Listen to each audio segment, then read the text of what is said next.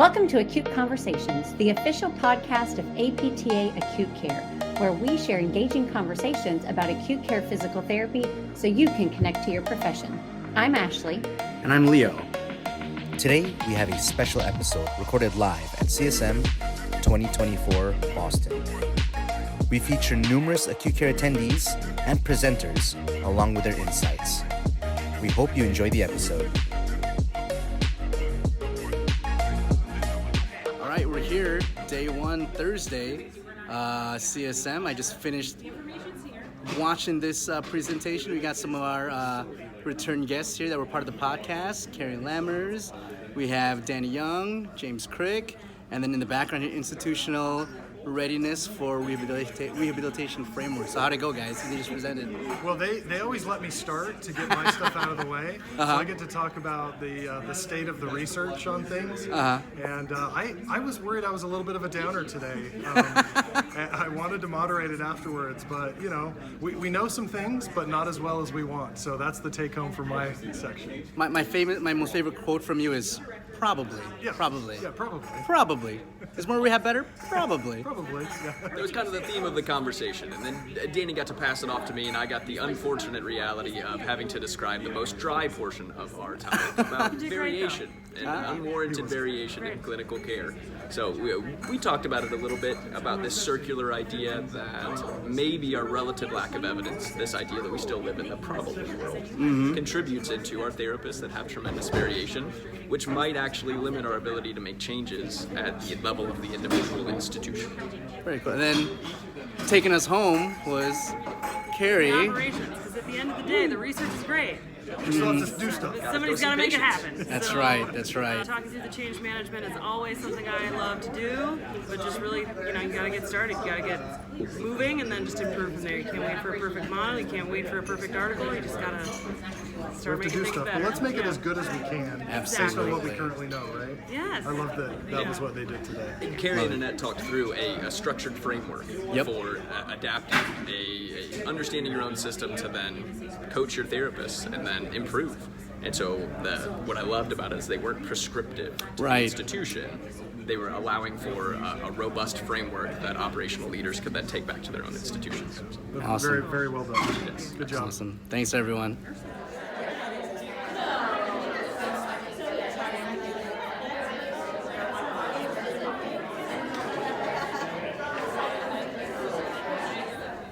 All right, we're here at CSM. We got some of our recent podcast members and Adele joining in today, who's going to Maybe a future podcast. We were trying to get her. She's so busy and popular, so hopefully she can carve up some time. We've got Brian, we've got Kyle hanging out. How's CSM been so far? Oh, fantastic. Wonderful. Awesome. Like-minded individuals, all wanting the best for our patients. Except for me. I'm not like-minded with anyone. So. Very disagreeable. When are you speaking? Did you speak today or? Is it I tomorrow? helped out a little bit today with some folks from Johns Hopkins and Danny Young, who's right over there, and then some of our colleagues from Boston University Medical Center. We brought some of our nursing leaders and colleagues in and really talked about how you get to yes with your nursing colleagues around activity mobility promotions. Very cool. Some That was neat. Not collaboration. about us as the therapists, really more about the nurses and how does rehab talk with integrated nursing. So that's very exciting. And then excited to get into the Shark Tank tomorrow. And Tomorrow. See what fish swim up. You know, I heard that is there an Adele Mazinski that's going to be in the Shark Tank tomorrow? I Know that. heard. Yes, I will be a fish. Wow. So we'll see what she pitches. We'll see how that goes. All right. Take care, everyone.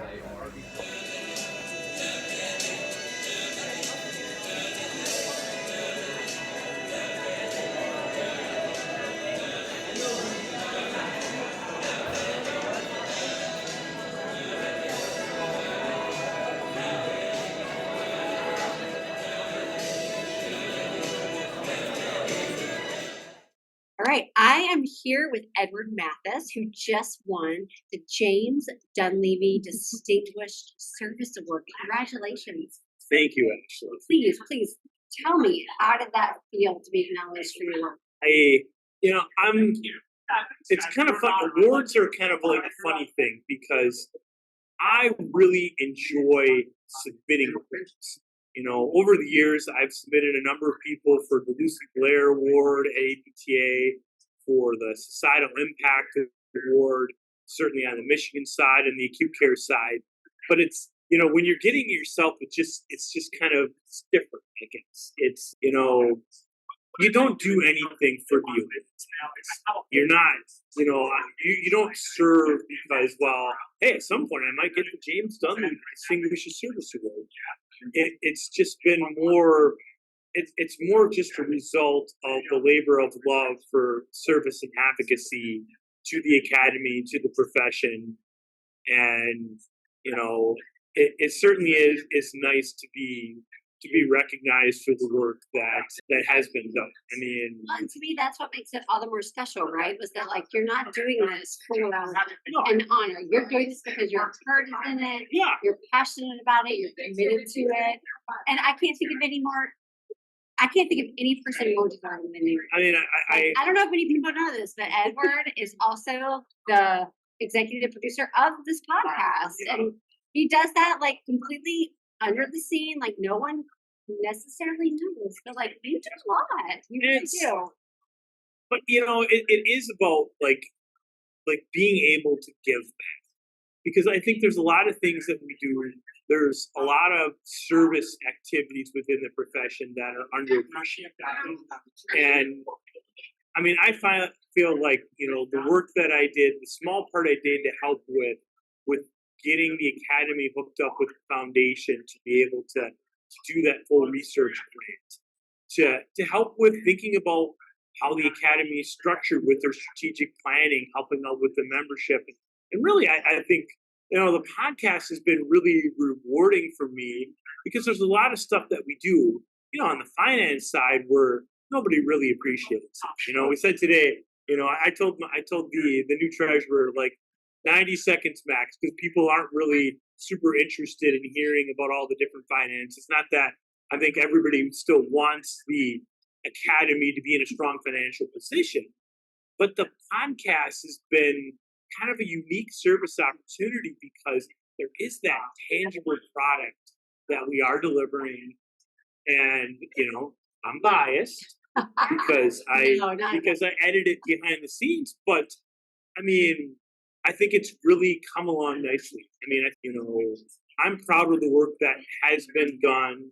I mean, even just the growth of you working with Leo in this past year of building that. And really, when we started this podcast, we wanted to have it to be conversation, to be not just like, an interview or like, okay, I'm on Barbara Walters and something like that, that it is more like relaxing conversational because, not all of our guests are going to necessarily feel great about just like, coming on and being under the gun. You're totally taking the focus off of you, which is so Edward, which is why you got the service award. But I just want to say, as a treasurer at APTA Acute Care, as the executive producer of the podcast, thank you for your service, and you are most deserving of this award.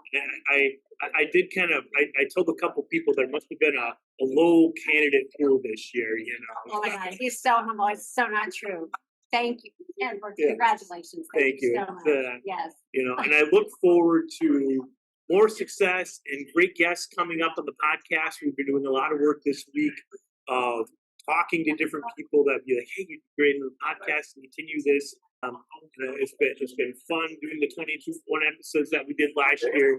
He's so humble. He's so humble. But I'm really looking forward to it because seeing, and for example here, so we found out today that one of our first podcast guests, Bridget Griffin, has been elected to our nominating committee. And I was a little bummed. I sent her a message and I told her, congratulations on being elected. I was a little bummed because, that was still that was a big highlight of hearing of her work, not only with what she was doing as a Centennial Scholar, but the wife carrying contest. Oh my gosh, I remember that so well.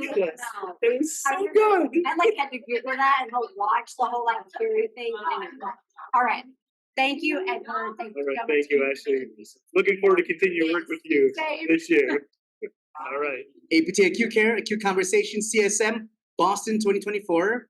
this is a very special moment that we're capturing on the podcast right now with video, because Kate Kugler, who was the chair of the nominating committee, not president, the chair of the nominating committee for 2 years. She volunteered an extra year just because there were some switch ups, and so she's been technically your chair for 1 year, and she stayed on board to do an extra year. And she actually was Tracy, the president, APTA Acute Care's president, had acknowledged that, gave you an award, which is So it's very nice. so that was cool. Just wanted to bring it up, and then also, for the record, she is passing. She's passing the role of nomcom to me. So now the nominating committee members, I'll be the chair of the nominating committee, and then there's Leslie, Richard Griffin, yes, who's also, I think she was maybe our second guest on the podcast. So do you have any parting words as you leave the nominating committee?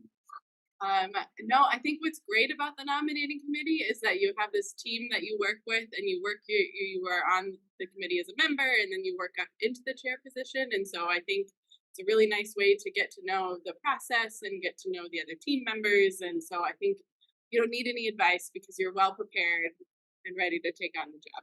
Because it's a 3-year process, right? The Yep. first year, you're getting your feet wet. Second year, you're getting a little more responsibility in preparation for that. And then the third year, the baton gets passed. So I'll have the baton. And so for those of you out there listening to the podcast, if you have any interest in volunteering for APTA Acute Care or even running for a leadership position, go ahead and shoot me an email. And thank you, Kate, for all the work that you've done the past couple of years. Absolutely. Well, thank you for you were on the team with me. So So if it falls great. apart, it's because of me. I know what you're Thank you very much, Kate. You're very welcome.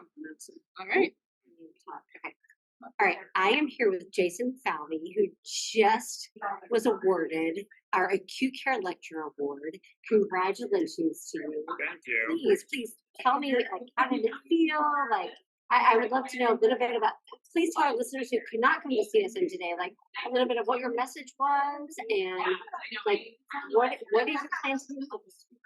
So really grateful. It's a really honor to have the Acute Care Award. So we talked a lot about care transition. So one of the big roles that I talk about acute care having is helping people transition from the hospital into the community. Yes. And preventing readmissions is one big goal, but helping promote optimal function and aging in place, especially from my perspective as a geriatric therapist, Yeah. so critical.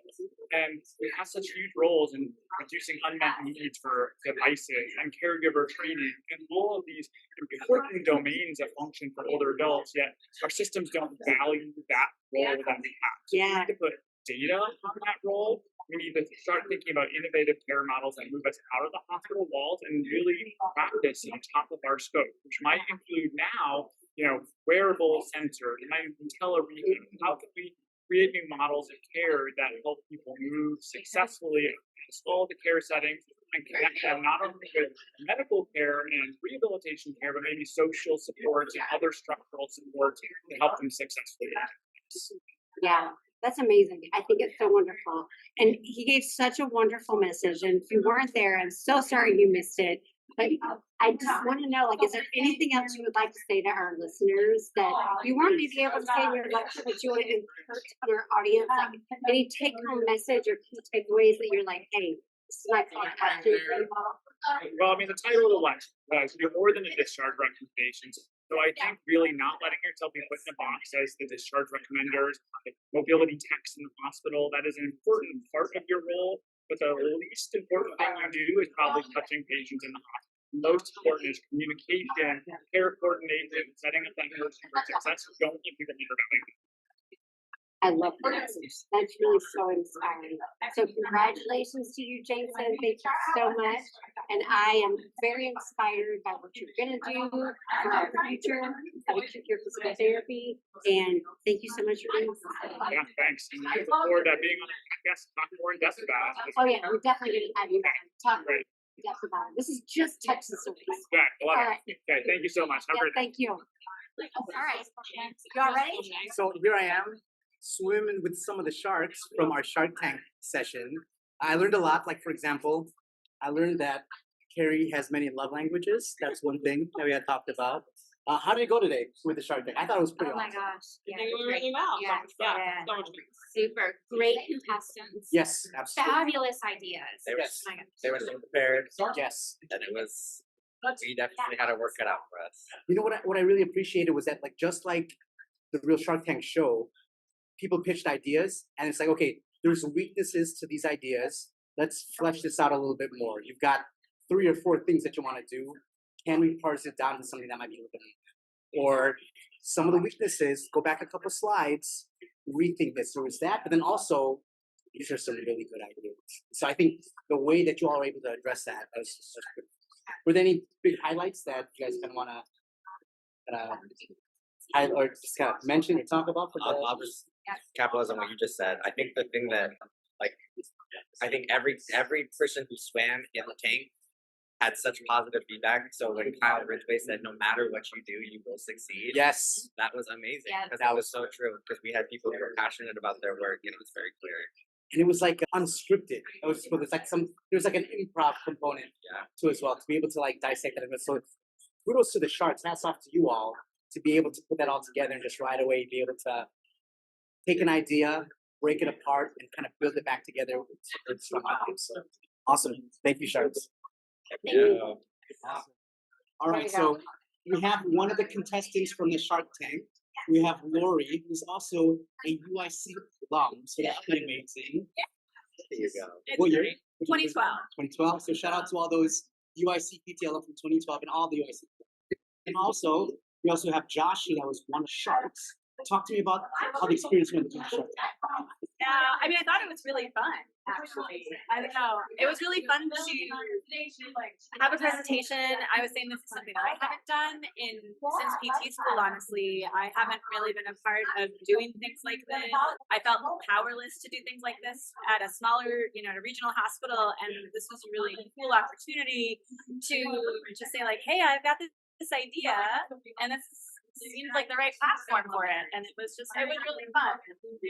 I mean, the Shark Crawl really supportive. I was about to say, at least to me. because you were number 3? I was number 4. You're number 4. So I felt after all the other Sharks and all the other contestants going on, if it was me, I was like, oh, I would have felt pretty nervous because they had some really good entries. And I had such a different presentation too. So it was Which I think adds to the variety, right? We had some people from big trauma centers that have they're attached to some type of educational institution. right. And then were your experience more so maybe related to quality improvement in small community hospital? Yes, yeah. It was maybe not as much support from different areas. What you said is so key. I think when the vision for the Shark Tank came about, we wanted to find people like you. And that's what I Right? heard We just wanted on the podcast. Yeah. Yes. Which So, is really nice. so let me understand this. Let me get this story straight. So you listened to our podcast Yes. with the Sharks, Yes. including Josh. Yeah. And then you applied. Yes. And then you got in. Yeah. And then And boom, here I am. magic, Yeah. baby. The podcast. Yeah. Podcast and just being part of APTA Acute Care, we built bridges here. So Yeah. that's another plug for bridging the campus. In Chicago in May. Which is a great time to visit Chicago. In my opinion, it is the best time to visit Chicago in May. I'll be there. So hope to see you, Josh, Lori. Yeah. Thank you so much. All right, cool. Thanks for the opportunity.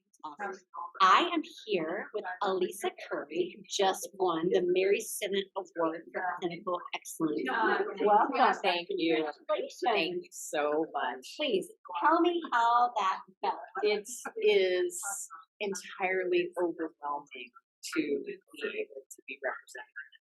It's just the honor is just over the top, and we get to play for a living, and we get to work with some of our most favorite people. And we get to do good things, and to be recognized for it. It's the accolades are so hard to stand there and be showered with, like the shower. I mean, I can't think of anyone more deserving. Seriously, like your name is everywhere. All the stuff you're doing for like joint replacement, like your name is on the list of all the time. Well, like it's team sport. Yeah, I've said that, and I will stick by that. It's a team sport, and we are all here to do better. No, I agree. What's next for you?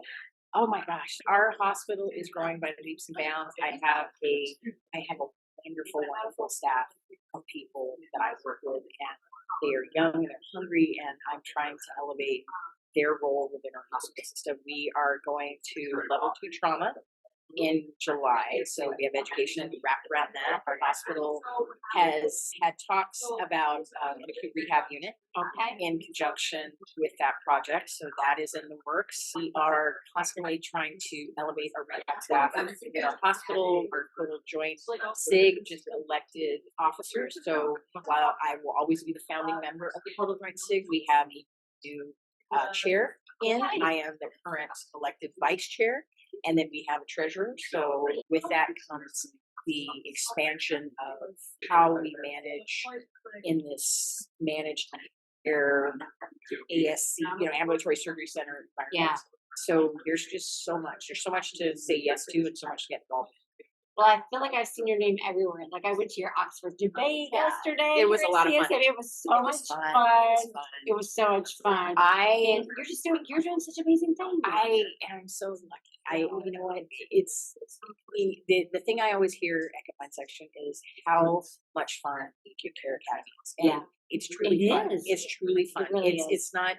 We get so much accomplished, but when you're sitting having a glass of wine. Hold on. Oh, hold on. Cheers. Cheers. Okay. Okay, exit, right? Because bad luck. Okay. When you're sitting and having a glass of wine, but yet talking about physical function as an independent risk factor for hospital readmissions, or you are laughing and joking with people as you find out that people that you want to work with on certain initiatives are sitting right next to you in a session. That's the thing I love about CSM. It's like the networking and the connections, and I feel like all of a sudden you're like having these like conversations. You're like, oh my gosh, we want to collaborate. We want to do this. Like, this is so fun. Like connecting people. Yes, and that's what I truly love. I love that I know somebody somewhere. And then I find somebody else somewhere that needs that person. And then I can connect the two of them and just let them have that. To me is one of the most satisfying things. Or to encourage people to get involved with the academy, because there's so many roles to do and so much to do.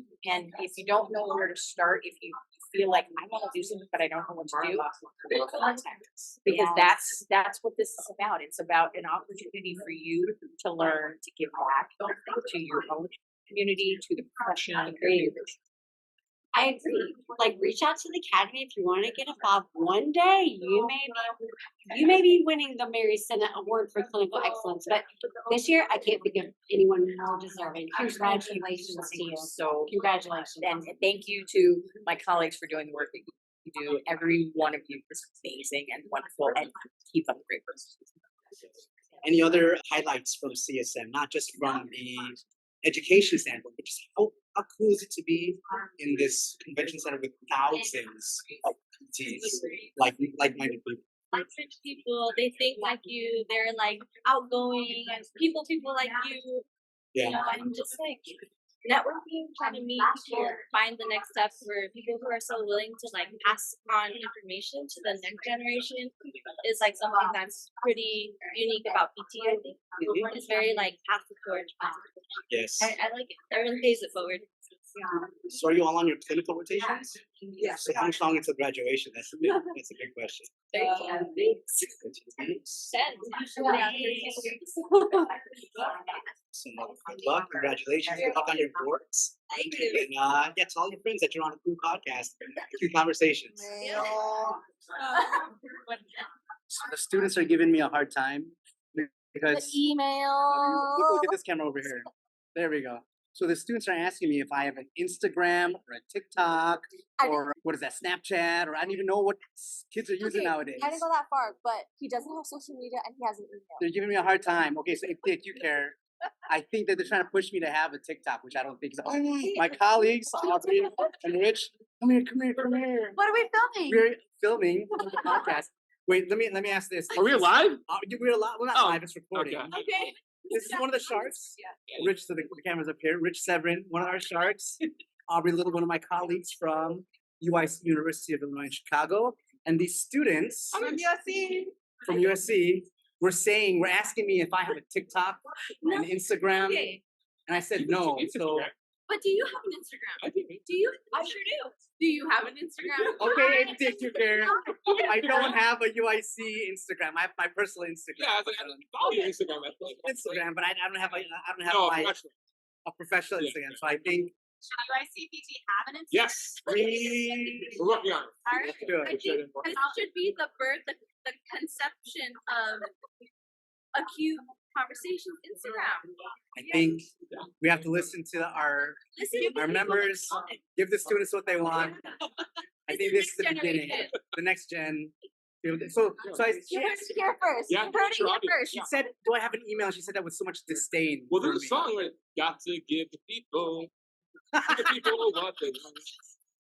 And with that, I'll be the send. Take care. Sorry. Aubrey, take care. Okay. APTA, CSM, Boston 2024. So I'm lucky. I was graced with Leslie Buckner. Now, let me tell a story about Dr. Leslie Buckner. I was, I think, in my second year of college, and I was at the church that she was at. She had just come back from Marquette, and you had just gotten your DPT. Well, it's master's back. It was a master's. Yeah, we Okay, both. okay. But then went back and you did a whole Went back and bunch of did my school. doctor of health science. Yes. But you were always really cool, and now it's cool. Fast forward. That's why you don't burn bridges. She actually comes and she lectures to some of my students. So I want to ask you, how did you find yourself in acute care physical therapy? Because I don't think that was your original. No. I always thought I wanted to do sports. I was an athletic trainer throughout my entire time at Marquette University. And my second clinical, I actually had the chance to be on an acute care unit, specifically neuro, and like kind of a restorative care type unit. And it piqued my interest in acute. And I said, oh, I'll be open, but I'll give other things a try. But first love, kept coming back to acute care. I really haven't left it. No matter where I go, I still find my way back to acute. Yeah, so I mean, you've worn different hats. You've been a manager, working in acute care. You were a staff therapist. No, you were a manager during COVID. Manager during right? So COVID. there's all that craziness. Absolutely. And then now moving forward, you're doing some other cool stuff. Right. So now, pivoting, doing a non-clinical role, working in medical affairs for the pharmaceutical industry, and really leveraging our role as a PT, and specifically one who has a neuro specialty, to be able to educate our therapists about medical management and how we partner with physical therapists. That's so cool. So definitely something different, but something that still highlights we're valuable anywhere we take our skills. But did I hear the fact that you still do a couple of days in the hospital? I still do. I have to maintain this NCS. I'm working hard for it. So definitely have to maintain those hours so that I can recertify. And I will say this, you did have an influence on me. Because I remember when you came back from Marquette, and just speaking with you and just getting out your process. So there was some influence that you had on me for choosing the route, because I had some changes in terms of what I want to do as a professional, and then you put that seed in my head about what PTs can do. So the fact that I'm still able to connect with you and see you here impromptu at CSM, she came to the acute care business meeting. So thank you so much, Leslie. You're I'm such a cool definitely person. honored to have you say that, but also just as a reminder to everybody, you never know who's watching you, and everything you do, every patient you touch, you never know who may follow in your footsteps someday. And if you're a student on your acute care rotation, you know who's listening, so make sure that you stay on your game, because you might have somebody that's a rock star like Leslie Buckner. And let's say that maybe you don't understand what a VP shunt is, she'll come back and report that to me. So make sure you come from UIC and you don't know what a VP shunt is, I'm coming after you. Thank you very much. You're so silly. Score this. All right, I have Rosina, who's here at CSM, hanging out with us at the acute care party over here. So Rosina, tell me, you were a resident. You finished your residency down in Houston? I completed my residency right after I got out of grad school, and I've been working in acute care ever since. Very cool. So what brought you to acute care? Ooh, that's a good question. So it was actually an accidental clinical my first year. Accidental? Yeah, it was. Tell me about this. How was it first year- accidental? I was a It was first written in year the stars. Because now Yes. you're a No, graduate resident. So tell me. So Tell I me. was a first year student, and like my school is one of the few programs that has like first years go out into the world. That's awesome. And I was supposed to be in a vestibular clinic, and something happened with that therapist. I don't know what happened, but they had to put me with an ICU PT. Really? And she was like a new grad, Mhm. and so I loved it. I freaking loved it. It was challenging, and it was challenging in all the right ways. And this is you as a first-year student. First-year student. Can I ask you a question? When you applied to PT school, what inclination did you have in terms of PT? Was it more so outpatient, neuro, cardiac? I actually didn't really know any of the settings. Did you know that? Did you know what I acute didn't therapy know was? squat about PT. I hadn't even heard about it until like right before I applied. That's such a I great story. really did not know anything about And it. then accidentally, you stumbled onto acute care. Yeah. Found that it was awesome. Yes. And then I loved every clinical, but I just kept going back to that first one. I just loved it so much. And then, in terms of that, was it a residency? So then, so I went to CSM as a third year, and somebody came as a recruiter to recruit for their brand new residency. And I actually didn't get that one, but I had already got my license for Texas, and so then I went and I applied and I got into Houston Methodist. And then this was a Cristiano Permi that was over there? Yes. He's named one cool thing that you learned while working with Chris. Oh my God, I still think about this, and I tell my students actually, it was like one of the most like sympathetic things that I learned from her. So we were learning about ventilator settings, we were learning about like sedation, and then we had seen a patient that was like agitated and kept needing to get sedated because of that agitation, and she was just like, it was such a human moment. She was just like, I feel so bad for this person. Like, they're in restraints. They seem agitated, but what if they just have an itch on their nose? Or what if they just have pain and they're aching and, like, they don't know how to communicate it and we don't know how to understand it? And I was just like, oh my God. That ability to be able to think that through, right? Rather than just like, give more meds, they're agitated, sedate them some more. I mean, yes. Throw them And, to delirium. Yes, I mean, and that's what PTs are working for, is trying to do less sedation, right? In the ICU, we're trying to do that more awakening, and we're trying to be a part of those awakening trials, and try to get people mobilizing and do what we can to be a part of that to get the patients as functional as possible, even if they're still on a ventilator.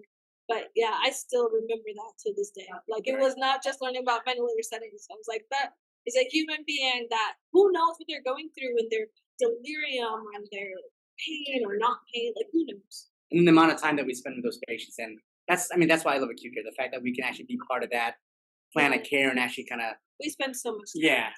But we see so much progress. Yes. Yeah. That's cool. Yeah. I mean, sometimes we do, sometimes we don't, but when we do, man, that's the best. That's where I get. Yes. Yeah. So I used my clinical interviewing skills and motivational interviewing to have Chris Permi actually sit down.